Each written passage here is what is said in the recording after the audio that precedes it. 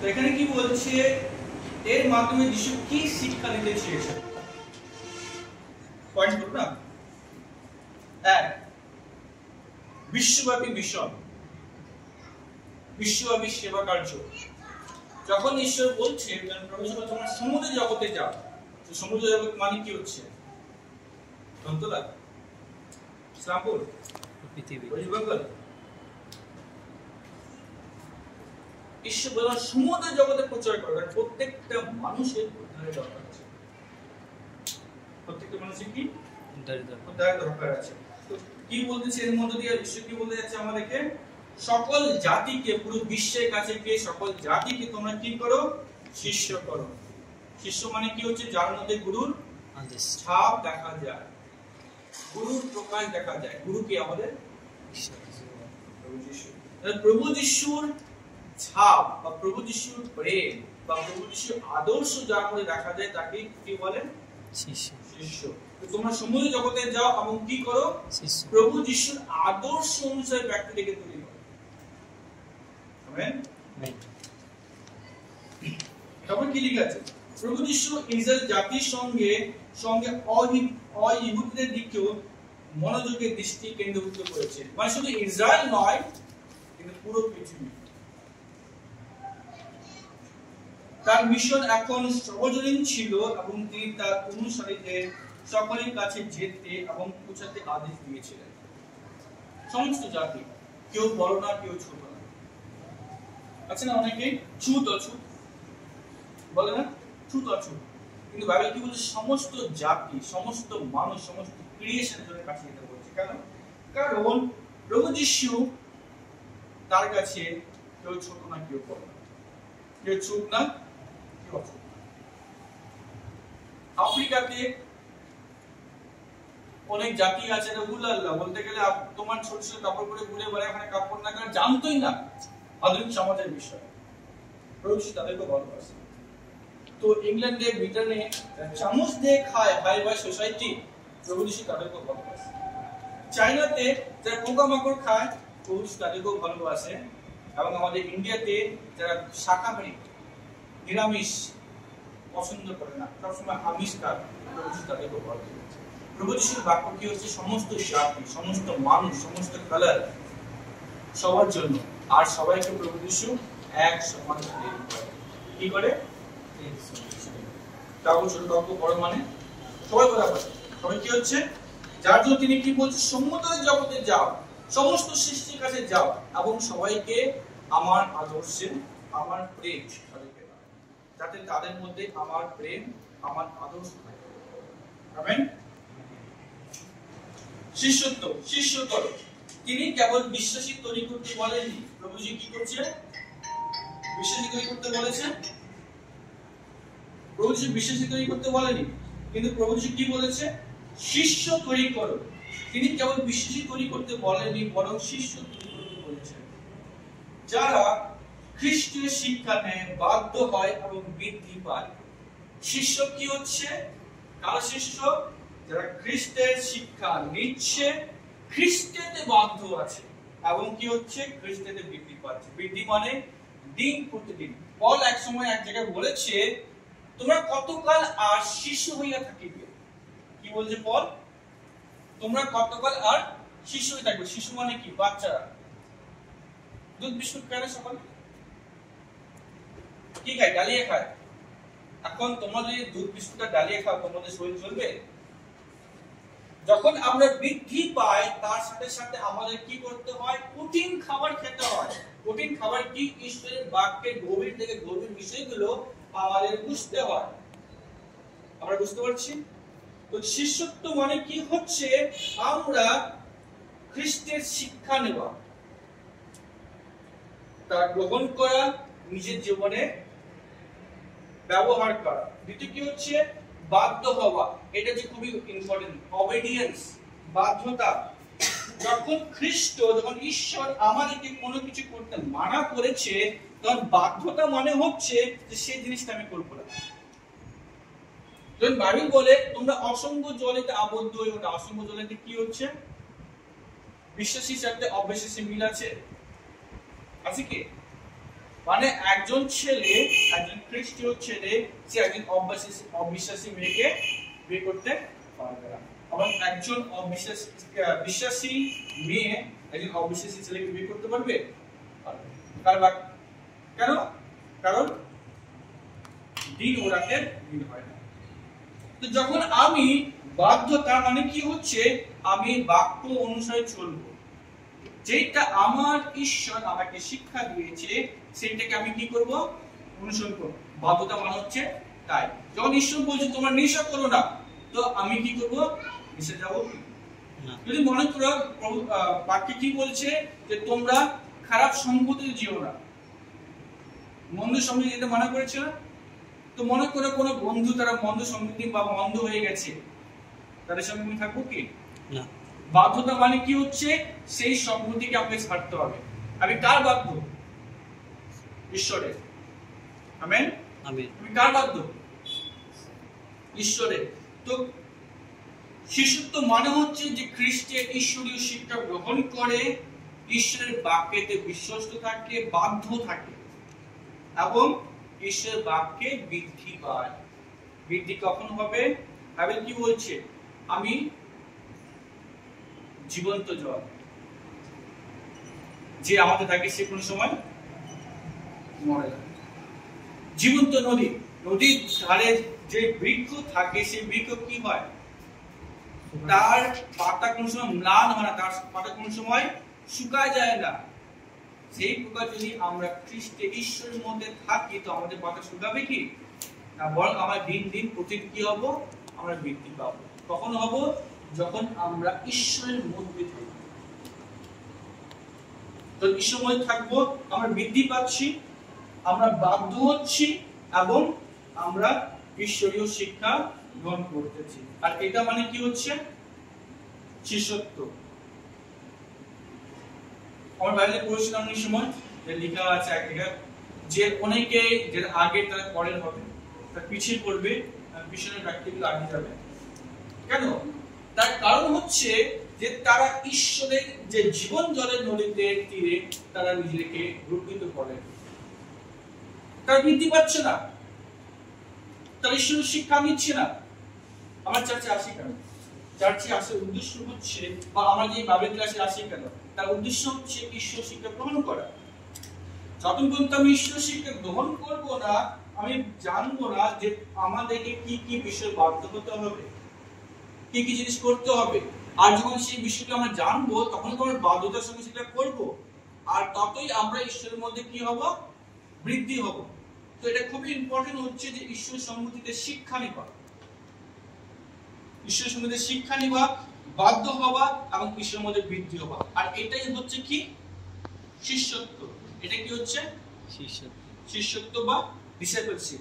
এই তিনটা বিষয় যদি আমাদের মধ্যে না থাকে, তাহলে আমরা কি ঈশ্বরের শিষ্য হব? চার্চে গিয়ে শুধু গান বলে গিয়ে শিষ্য হব?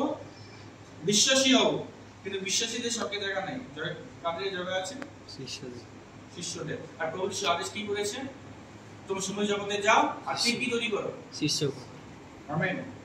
বাপ্তিস্মা এবং শিক্ষাদান উভয় শিষ্যত্বের অংশ। বাপ্তিস্মা এবং শিক্ষাদান উভয় শিষ্যত্বের অংশ।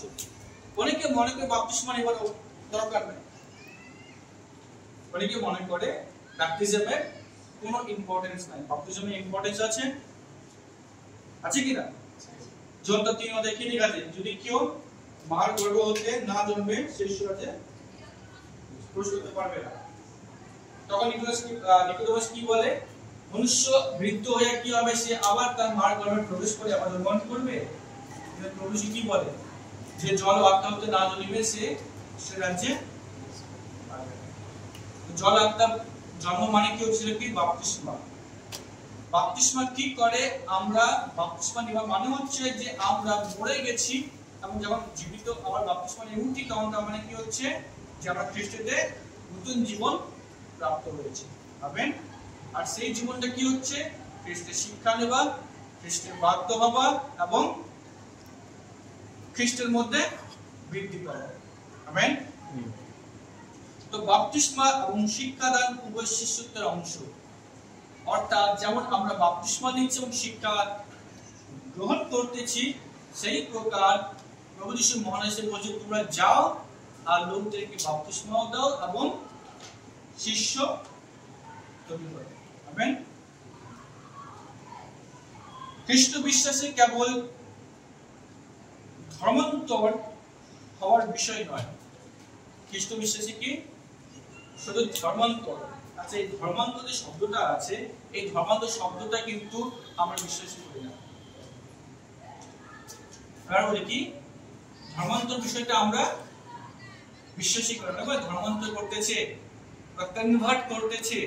We don't believe the conversion. We believe the reversion. Conversion and reversion মানে কি? ধারণা বুঝতে পেরেছি আমরা। ছেলে কি করে তার বাবাকে ছেড়ে চলে যায়, তাই না? যখন সে পশ্চাৎ করে বুঝতে পারে যে না আমি অনেক বড় পাপ করেছি, আমি আমার বাবার কাছে ফিরে যেতে হবে, তো সে তার বাবার কাছে আসে, তখন সে তার বাবার কাছে কি কনভার্ট হয় না রিভার্ট হয়? মানে তার বাবার কাছে ফিরে আসে না তার বাবার কাছে আবার সে পরিবর্তন মানে ধর্মান্তর ফিরে আসা। কনভার্সন মানে একটা জিনিস থেকে অন্য জিনিসে পরিবর্তন, তাই তো? আর রিভার্সন মানে হচ্ছে ওই জিনিসটাই আবার ঘুরে আসে। ঈশ্বর মনুষ্যটিকে সৃষ্টি করেছে এবং তার মধ্যে নিয়ম রেখেছে, কিন্তু মনুষ্য কি করেছে? সে তার ঈশ্বরীয় নিয়মটাকে সে ছেড়ে দিয়ে তার নিজের নিয়ম, নিজের শৃঙ্খলা, নিজের মতন সবকিছু চলতেছে। আমরা কি লোকদেরকে কনভার্ট করতেছি? না, আমরা লোকদেরকে ঈশ্বরের কাছে নিয়ে আসতেছি যাতে তার সৃষ্টিকর্তা, তার যে প্রভু এসে জানতে পারে। আমেন। তো তো কি আমরা ধর্মান্তর বিশ্বাস করি না, কিন্তু আমরা কি করি? রিভার্সনে বিশ্বাস করি, যাতে সে আবার ফিরে আসে। রূপান্তর আবার ফিরে আসা, যাতে সে আবার ফিরে আসে কার কাছে? তার ঈশ্বরের কাছে, যাকে সে ছেড়ে চলে গেছে। এবং আজীবন শিক্ষা এবং যিশুর প্রতি কি হয়? অনুগত্য স্বীকার করে বা অনুগত্য বা অধীনে যেন থাকে। এটা হচ্ছে শিষ্যত্ব। আমরা কি করতেছি? লোকদের কাছে বাইবেল কি বলছে? তোমার যাও শুনে যে শিষ্য করো, লোকদেরকে বলো যে ঈশ্বর কে, ঈশ্বরের প্রেম কি, ঈশ্বরের আদর্শ কি, ঈশ্বর আমাদের জীবনে কি চায়, কিভাবে আমরা ঈশ্বরকে আমাদের জীবনের মধ্যে দিয়ে আমরা সন্তুষ্ট করব। ওকে, তো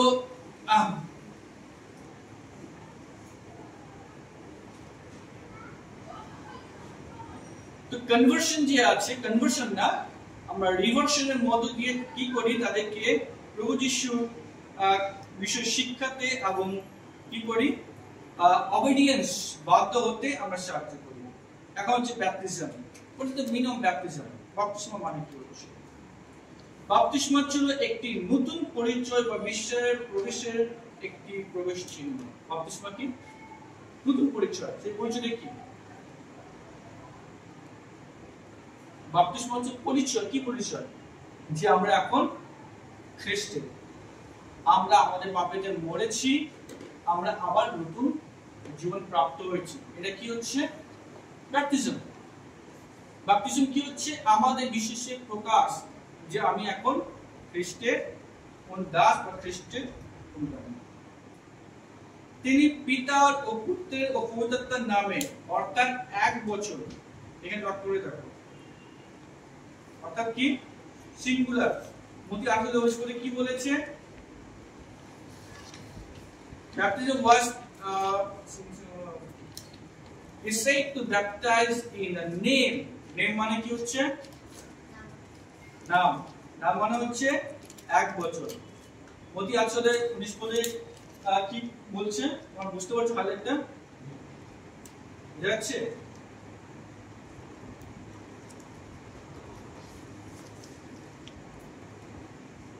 এখানে কি বলছে? যে একটা নামে বাপ্তিস্মা দিতে বলেছে, যে নামটা পিতা, যে নামটা পুত্র, যে নামটা পবিত্র আত্মা, showing the oneness of God revealed in the 3 ways। এটাকে আমাদের বুঝতে হবে। প্রভু যিশু কি বলেছে যে তোমরা সমগ্র জগতে যাও পিতার ও পুত্রের ও পবিত্র আত্মার নামে। নাম বলতে কি এক বছর। তো তাদেরকে তিনটে নামে বাপ্তিস্ম নিতে বলছেন, একটা নামে বাপ্তিস্ম নিতে বলছে।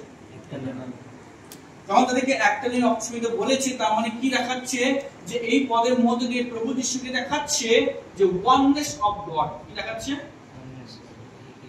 যে যিনি পিতা তিনি পুত্র এবং তিনি পবিত্র আত্মা। আমেন। কিন্তু এই যে পিতা পুত্র পদ এটা কি হচ্ছে? ঈশ্বরের তিনটা পদ বা তিনটা ক্যারেক্টার বা তিনটা ম্যানিফেস্টেশনস, প্রকাশ। আমেন। অনেকে ঈশ্বর বাক্যকে না বুঝতে পারার কারণে কি করেছে? তিনটা ঈশ্বরকে বানিয়ে দিয়েছে, তাই না? বাট এটা কি হচ্ছে? wrapped in the name, that means singular name, একটা নামে তাদেরকে বাপ্তিস্ম নিতে বলেছে।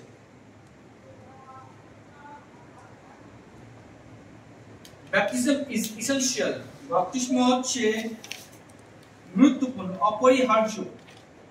বাপ্তিস্ম অপরিহার্য একটি বিষয়ের ঘোষণা, শুদ্ধিকরণ ও ঈশ্বরের পরিবারের পরিবারের আধ্যাত্মিক জন্ম। বাপ্তিস্ম কি হচ্ছে? একটি অপরিহার্য বিষয় প্রত্যেকটা খ্রিস্ট বিশ্বাসীর জন্য, কারণ এটার মধ্য দিয়ে আমরা কি হচ্ছি? শিষ্যত্ব হবার পথে এগিয়ে যাচ্ছি, তাই না? আর এই কেন আমরা বাপ্তিস্ম নিচ্ছি? কারণ এটা ঘোষণা করতেছে কি? আমাদের বিশ্বাসকে। কি ঘোষণা করতেছে? আমাদের বিশ্বাসকে। দ্বিতীয় কি ঘোষণা করতেছে? যে আমি শুদ্ধিকরণ হয়েছি। কিসে শুদ্ধিকরণ হয়েছি? প্রভু যিশুর রক্ত দ্বারা। আমেন। যখন প্রেরিতদের বিগত 37 পদ 38 পদে আমরা দেখতে পাই, যখন দেও পেন্টিকোস্টালে 3000 লোক এসেছিলেন, বলে পিতরকে যে ভাইরা আমরা এখন কি করিব?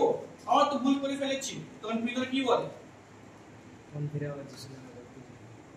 তোমরা মন ফিরাও এবং তোমাদের পাপ মোচন। পাপ মোচন মানে হচ্ছে শুদ্ধিকরণ। পাপ মোচনকে আমরা আরেকটু ভাষায় বলতে শুদ্ধিকরণ। তোমরা তোমাদের শুদ্ধিকরণের জন্য কিনে বাপ্তিস্ম নাও। কিনে বাপ্তিস্ম নিবা। আমেন। তোমরা কিনে বাপ্তিস্ম নিবা। তো কি বলছে? যে এই মধ্যে দিয়ে আমরা কি করছি? শুদ্ধিকরণ, বিশ্বাস ঘোষণা করতেছি, শুদ্ধিকরণ হচ্ছে এবং ঈশ্বরের পরিবারের আধ্যাত্মিক জন্ম নিচ্ছি। ঈশ্বরের পরিবারের মধ্যে আমরা আধ্যাত্মিকভাবে জন্ম নিচ্ছি।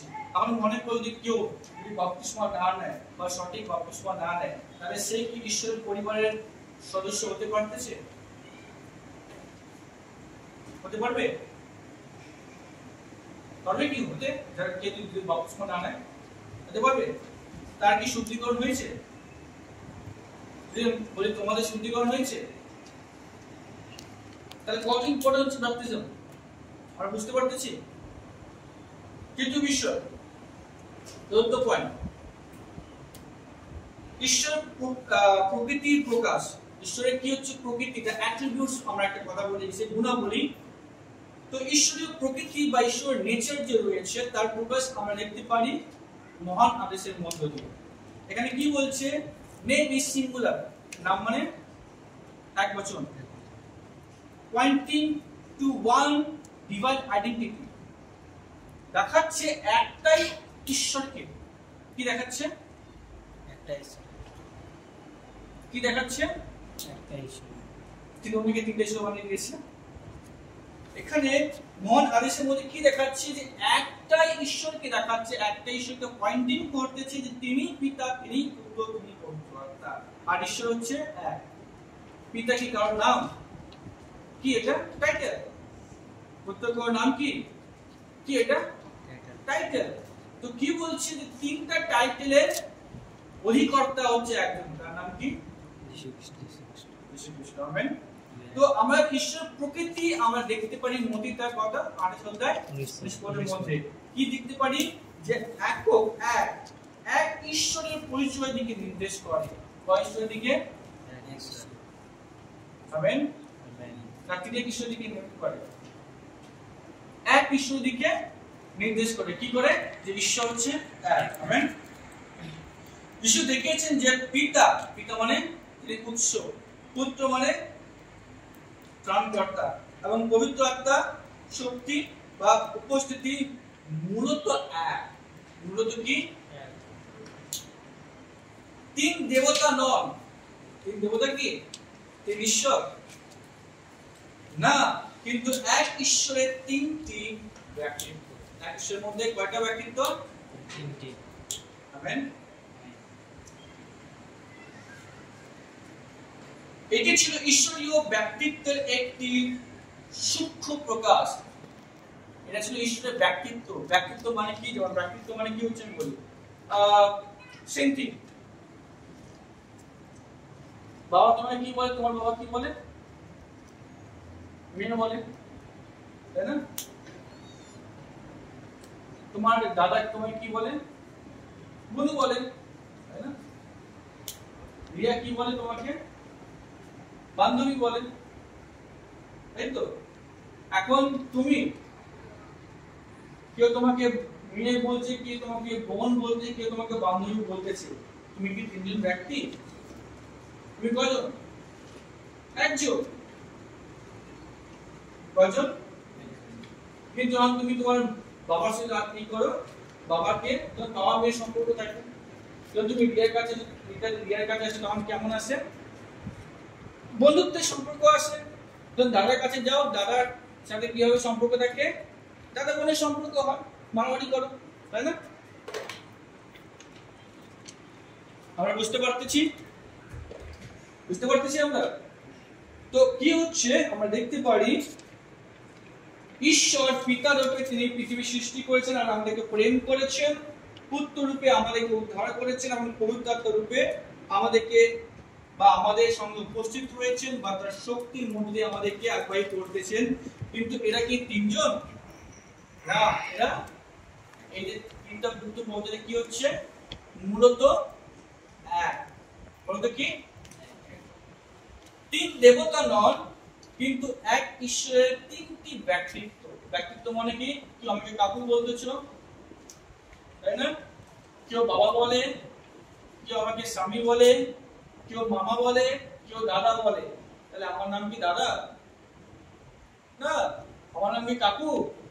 না। কিন্তু আমি আলাদা আলাদা জায়গায়, আমি আলাদা আলাদা ভাবে আমি ব্যবহার করতেছি। পাবেন? বুঝতে পেরেছি? এটা হচ্ছে ব্যক্তিত্ব। এটি ছিল ঈশ্বরের ব্যক্তিত্বের একটি সূক্ষ্ম প্রকাশ। কি প্রকাশ? সূক্ষ্ম প্রকাশ। আর এই সূক্ষ্ম প্রকাশ কি সবাই বুঝতে পেরেছে? বুঝতে পেরেছে কি? এই সূক্ষ্ম প্রকাশকে সবাই বুঝতে পারেনি। এই সূক্ষ্ম প্রকাশকে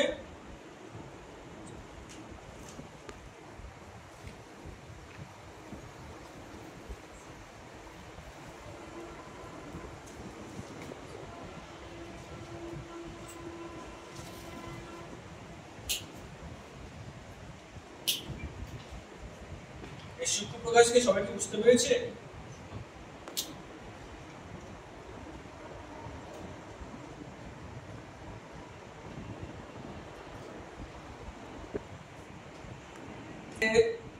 stable revolutions of the oneness. এটা কি হচ্ছে? এক ঈশ্বরের প্রকাশ। এটা কি হচ্ছে? এক ঈশ্বরের।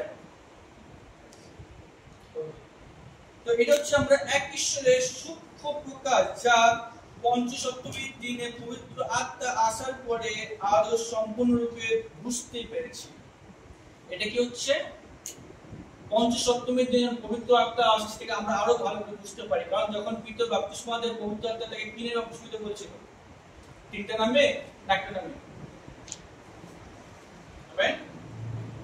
আর এই যে সূক্ষ্ম প্রকাশকে সবাই বুঝতে পারছে কি? এই সূক্ষ্ম প্রকাশ সবাই বুঝতে পেরেছে? বুঝতে পারেনি? আর এটা আমরা খুব ভালো করে বুঝতে পারি কখন? যখন আমরা বুক অফ অ্যাক্টস বা প্রেরিত পুস্তকটা পড়ি। কারণ কি লেখা আছে প্রেরিত পুস্তকে? আকাশের নিচে মনুষ্যদের মধ্যে একটি নাম দেওয়া হচ্ছে, সেই নামটা কি? আমেন। ঈশ্বর এক, কিন্তু তিনি নিজেকে তিনটি ভূমিকা বা প্রকাশে প্রকাশ করেছেন। তো আমার গ্রেট কমিশনের মধ্যে আমরা কি কি বুঝতে পারতেছি? তোমরা শিষ্য তৈরি করো, তাই না? সমস্ত জাতির কাছে প্রকাশ করো। ঈশ্বরীয় প্রকৃতি বুঝতে পারতেছি। আর ঈশ্বর প্রকৃতির মধ্যে আমরা কি বুঝতে পারতেছি? যে ঈশ্বর এক, কিন্তু তিনি নিজেকে তিনটি ভূমিকা বা প্রকাশে প্রকাশ করেছেন। এবং যিশু হলেন সেই ঐশ্বরিক নামের পূর্ণ প্রকাশ। যিশু কি হলেন? সেই ঐশ্বরিক নামের, আমরা দেখতে পারি কোথায় কলিসিয় 2:9 পদ, কেউ পড়বে কলিসিয় 2:9 পদে কি লেখা আছে?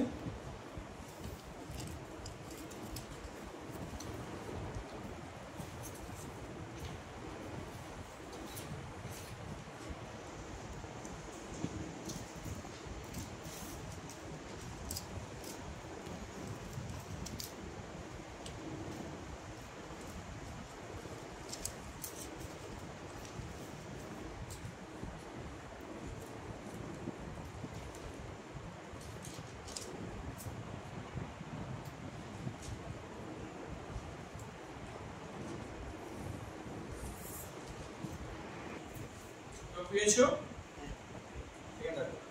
কেননা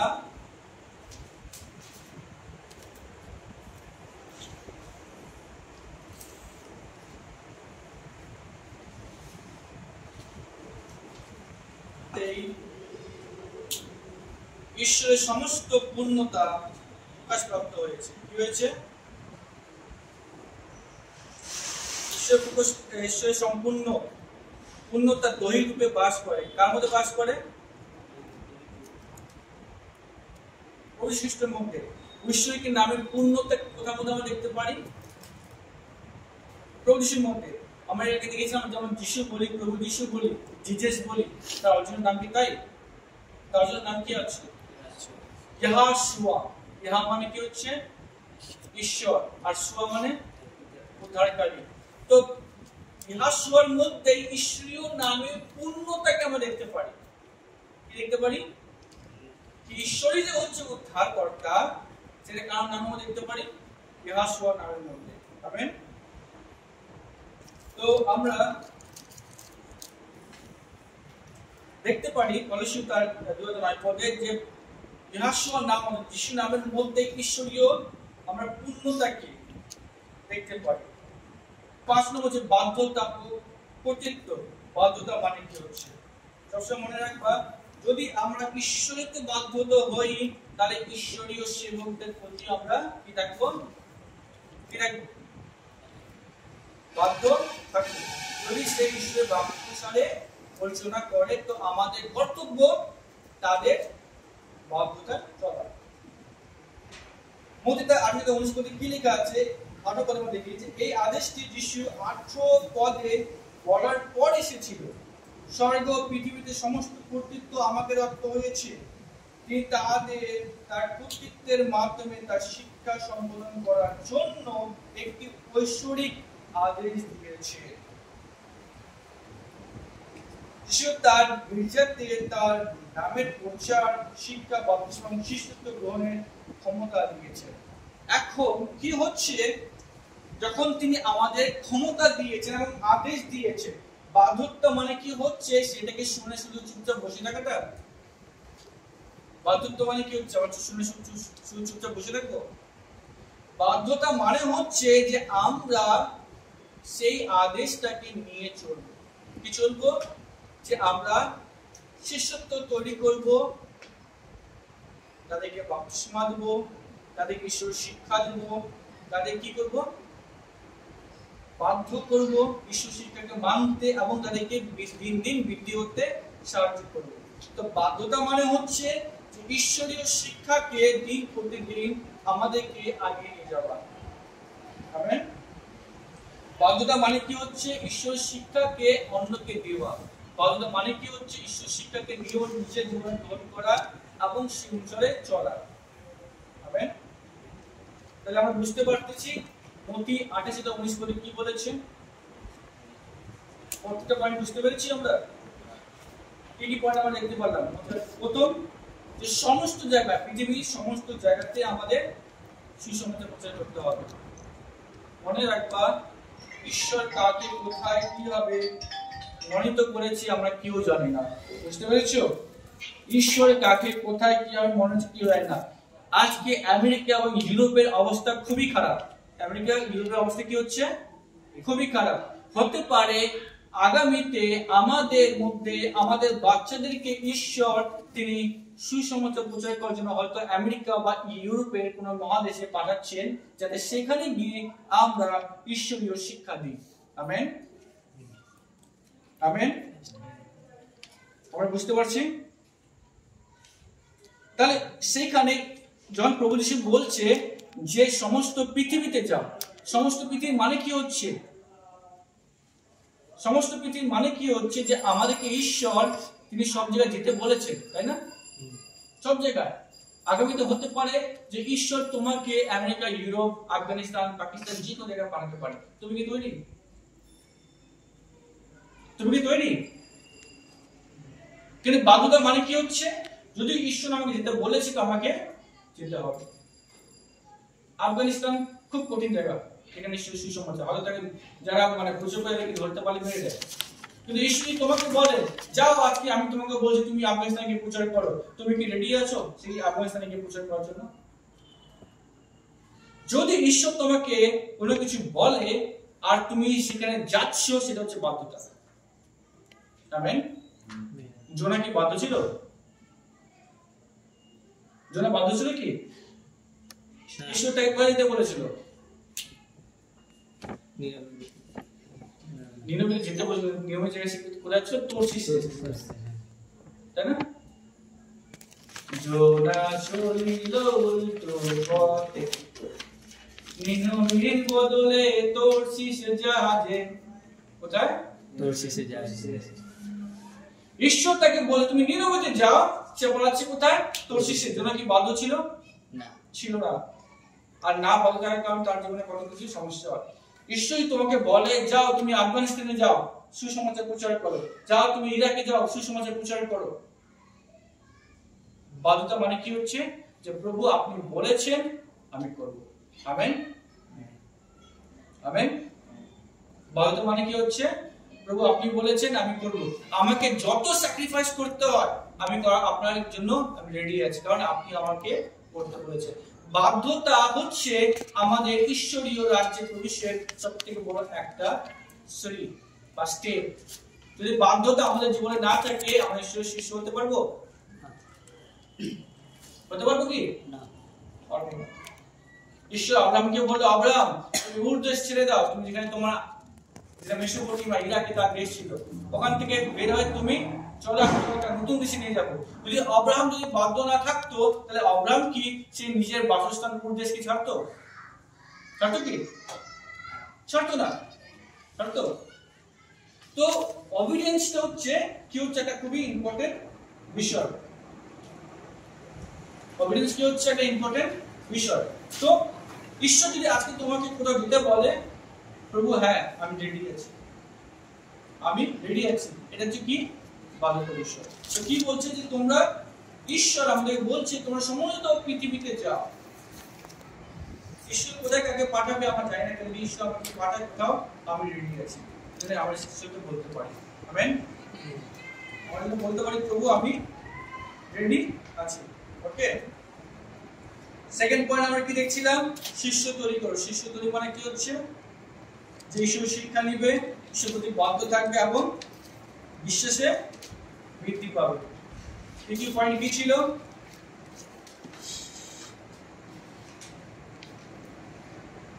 বাপ্তিস্মা। তৃতীয় পয়েন্ট কি? বাপ্তিস্মা। যে তোমরা বাপ্তিস্মা দাও, আর যারা বাপ্তিস্মা নাওনি তাদের জন্য কি আছে? তোমরা বাপ্তিস্মা নাও। বাপ্তিস্মা কি হচ্ছে? একটা অনেক ইম্পর্টেন্ট বিষয়। কিসের জন্য? নিজের বিশ্বাসকে ঘোষণা করার জন্য, নিজের পাপ থেকে উদ্ধার পাওয়ার জন্য বা শুদ্ধিকরণের জন্য, এবং তৃতীয় কি হচ্ছে? ঈশ্বরের পরিবারে অংশ হওয়ার জন্য বাপ্তিস্মা একটা গুরুত্বপূর্ণ বিষয়। বুঝতে পেরেছি আমরা? 14 পয়েন্ট আমরা কি দেখতে পারতেছি? মসজিদ 19 পদ থেকে যে ঈশ্বরের প্রকৃতিকে আমরা দেখতে পারতেছি। ঈশ্বরের কি দেখতে পারতেছি?